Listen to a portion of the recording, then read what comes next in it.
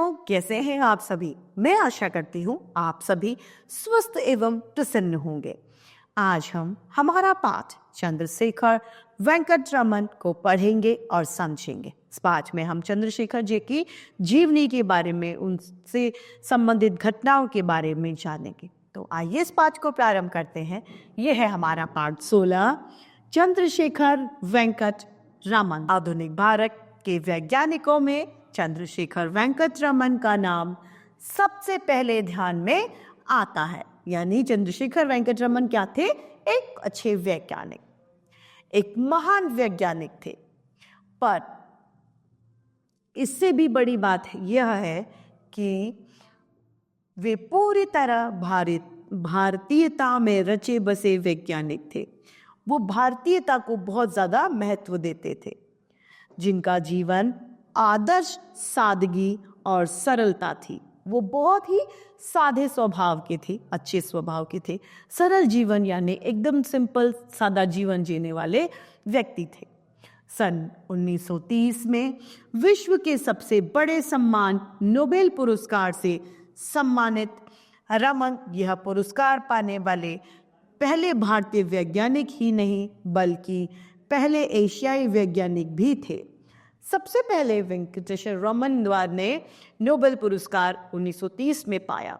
वो केवल भारतीय नहीं, पूरे एशिया में पहले वैज्ञानिक थे जिन्हें नोबेल पुरस्कार प्राप्त हुआ।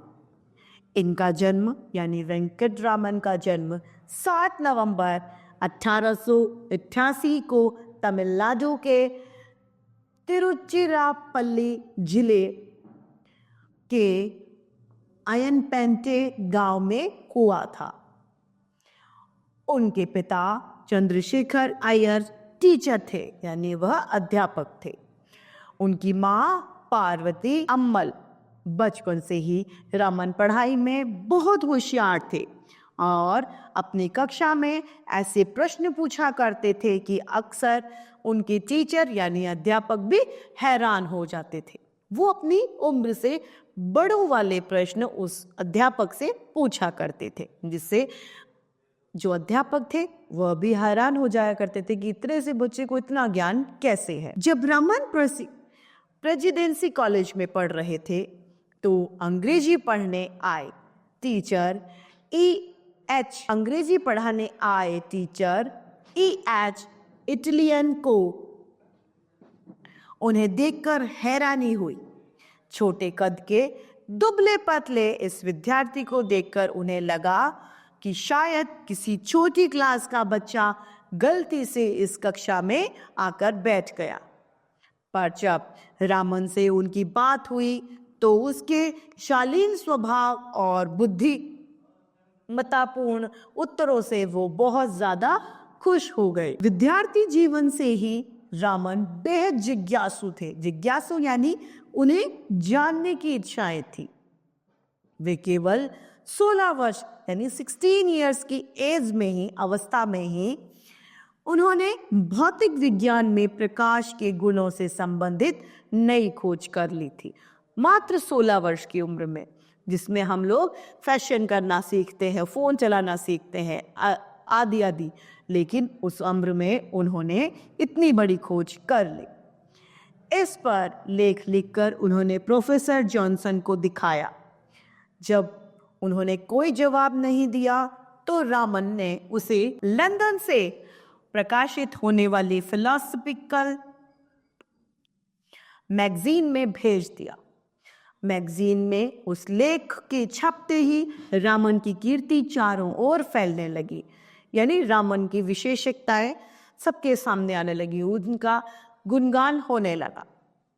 सन 1921 में शिकागो में होने वाली विश्वविद्यालय कॉन्फ्रेंस में रमन को कोलकाता विश्वविद्यालय के प्रतिनिधि के रूप में भेजा गया। वहां रमन को दुनिया के कई बड़े वैज्ञानिकों से मिलने का मौका मिला। जब वो वापस आए तो रमन का ध्यान भूमध्य सागर के एक नीले रंग की ओर आकर्षित हुआ। मतलब भूमध्य सागर नीला था, उस ओर उन्होंने सोचा। बचपन से ही वे सोचा करते थे आकाश और समुद्र के पानी का रंग इस कदर नीला क्यों है। छोटे से वो इस बात को जानना चाहते थे। उन्होंने इसी समय प्रिज निकाला और उससे झांक कर देखा तो उनके मुंह से निकला, अरे समुद्र का रंग तो अब भी नीला दिखाई दे रहा है, यानी यह आसमान का प्रभाव नहीं है, यह नीलिमा तो पानी के भीतर से ही आ रही है। रामन लौटकर रामन ने इस बात पर और अधिक गहराई से सोचना शुरू कर दिया कि समुद्र का पानी नीला क्यों है। साथ ही उनकी खोज भी लगातार चल रही थी।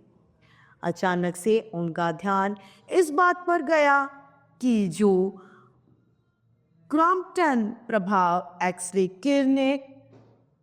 किरणों के लिए सही है, वह प्रकाश किरणों के लिए भी तो सही होना चाहिए। रमन के प्रयोग ने जल्द ही यह बात सिद्ध कर दी कि अलग अलग माध्यमों यानी अलग अलग तरीकों से गुजरने पर प्रकाश की किरणों के रूप बदलते हैं। बहुत मामूली उपकरण के बावजूद रामन का यह प्रयोग सफल हुआ। उन्होंने इस संदर्भ में अपना लेख नेचर मैगजीन में भेजा। इस लेख के छपते ही दुनिया भर में रामन की इस खोज की धूम मच गई। इसी पर सन 1930 में उन्होंने विश्व का सर्वोच्च सम्मान यानी सबसे ऊंचा सम्मान नोबेल पुरस्कार मिला और प्रकाश किरणों पर इस प्रभाव को रमन प्रभाव के नाम से जाना गया। उसका नाम ही रमन प्रभाव रख दिया गया। इसके अलावा रामन ने एक और महत्वपूर्ण खोज वीणा, वायलिन और मृदंगम जैसे वाद्यों पर की।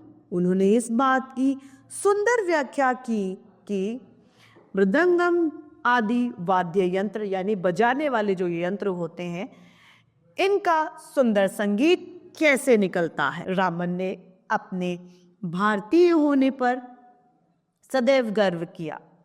उन्हें यह देखकर बहुत दुख होता था कि आधुनिक विज्ञान की नई खोजों में भारतीयों की हिस्सेदारी बहुत ही कम है। इसीलिए भारत में वैज्ञानिकों की युवा पीढ़ी को प्रेरित करने और मार्गदर्शन देने का महत्वपूर्ण काम उन्होंने किया था।